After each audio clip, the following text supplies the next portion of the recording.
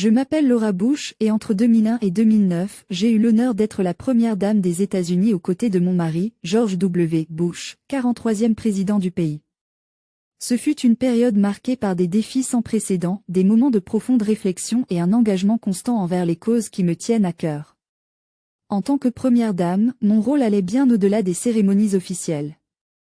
Dès le début, je me suis engagée à promouvoir l'éducation, la culture et les droits des femmes, des valeurs qui ont toujours été au cœur de mon existence. En tant qu'ancienne enseignante et bibliothécaire, j'ai compris très tôt que l'éducation est un pilier fondamental pour bâtir un avenir meilleur. Mon initiative phare, Ready to Read, Ready to Learn, visait à renforcer l'alphabétisation dès la petite enfance, une cause qui me passionne profondément. Je ne peux parler de mes années à la Maison-Blanche sans évoquer le 11 septembre 2001.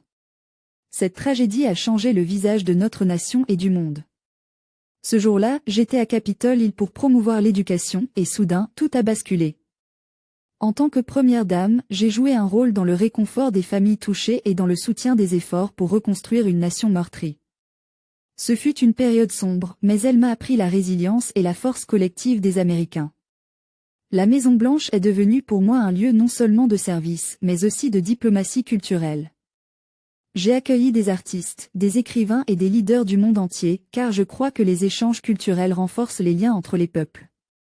Avec George, nous avons également accordé une grande importance à l'Afrique, en particulier à la lutte contre le VIH et SIDA à travers le programme PEPFAR, qui a sauvé des millions de vies. Durant mon mandat, je me suis aussi tournée vers les femmes du monde entier.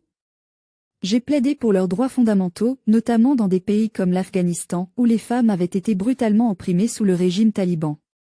Je suis allée sur le terrain, écoutant leurs histoires et portant leur voix sur la scène internationale. Chaque histoire entendue renforçait ma conviction que l'éducation et l'égalité sont des moteurs de transformation sociale.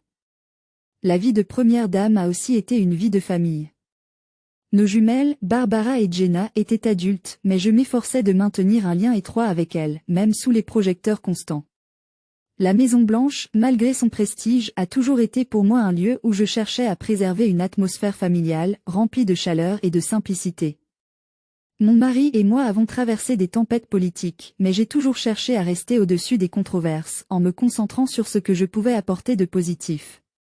Que ce soit à travers des initiatives éducatives, des rencontres internationales ou des projets communautaires, mon objectif était de laisser une empreinte durable, empreinte de compassion et de service. Aujourd'hui, je regarde ces années avec gratitude et humilité. J'ai appris que le pouvoir réel ne réside pas dans les titres, mais dans la capacité d'influencer des vies et de promouvoir des valeurs qui transcendent les générations. Mon temps à la Maison-Blanche reste une période où j'ai pu servir, inspirer et apprendre, tout en portant avec dignité le rôle de première dame des États-Unis.